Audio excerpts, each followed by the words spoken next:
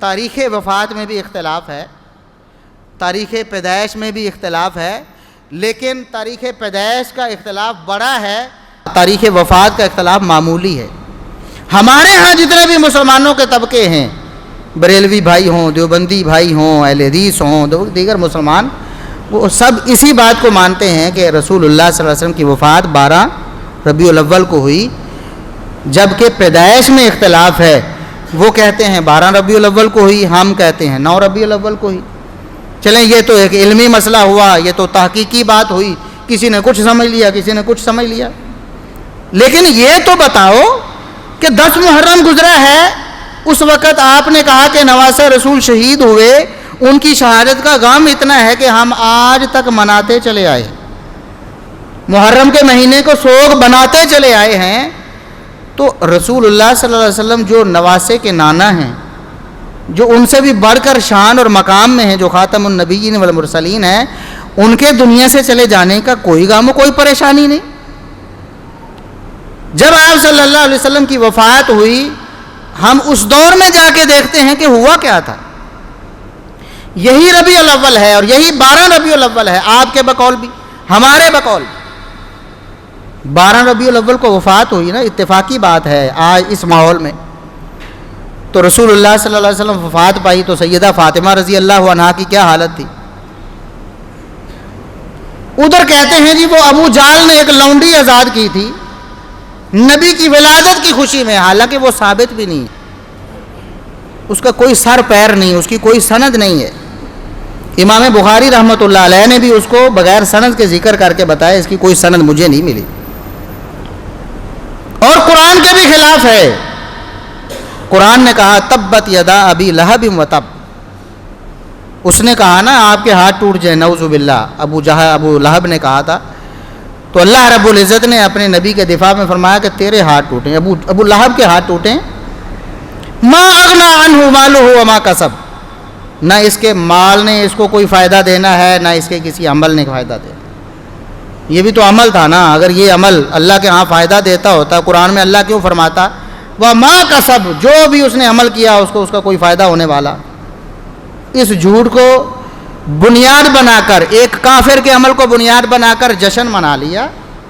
سیدہ فاطمہ رضی اللہ عنہا کی حالت دیکھ کر ان کے عمل کو دلیل بنا کر سوگ نہیں بنایا۔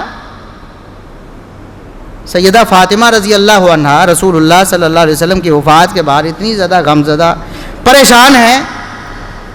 سیدنا انس رضی اللہ عنہ جب دفنا کے واپس آئے نا صحابہ، تو پوچھتی ہیں کہ تم نے کیسے برداشت کر لیا کہ اپنے نبی پر مٹی ڈالی،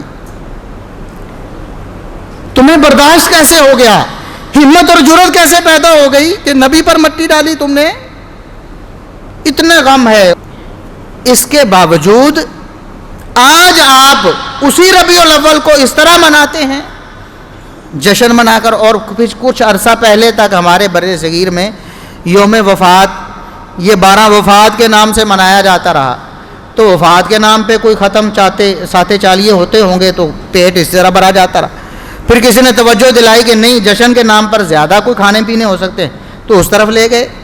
اللہ کے لیے آپ غور کریں، پہلے بھی ہم نے کہا تھا محرم میں بھی کہ اگر یہ کوئی طریقہ ہے کسی کی وفات یا کسی کی پیدائش منانے کا تو ایک تو رکھو، یا وفات مناؤ یا پیدائش مناؤ، کسی کی پیدائش کسی کی وفات، کسی کی شہادت پہ غم کر لیا، کسی کی پیدائش پہ خوشی منا لی، بس ہر طرف سے کھانے پینے کا انتظام، اس کے علاوہ کچھ بھی نہیں ہے۔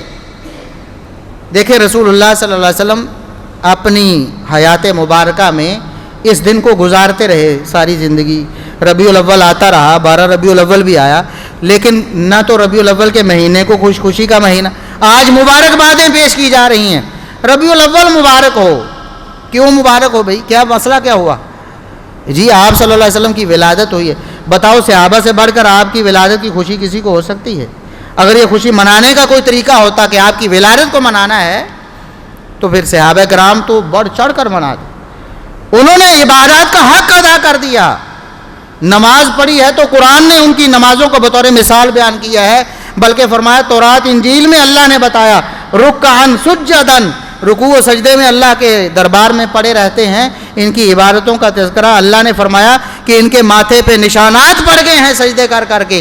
یہ ذکر اللہ نے صحابہ کی عبادات کا کیا ہے. ان کے روزے دیکھیں, جوش میں آ کر کہتے ہیں ساری زندگی چھوڑیں گے ہی نہیں نفلی روزہ. اللہ روکتا ہے کہ نہیں, تھوڑا کم کرو. ایک صحابی عبداللہ بن عمر بن عاص رضی اللہ عنہما, اللہ کے رسول کے پاس معاملہ آتا ہے کہ ان کی شادی ہو گئی, بیوی کی طرف کوئی توجہ ہی نہیں, گھر کے معاملات میں کوئی, سارا دن روزے سے ساری رات قرآن پڑھتے رہے.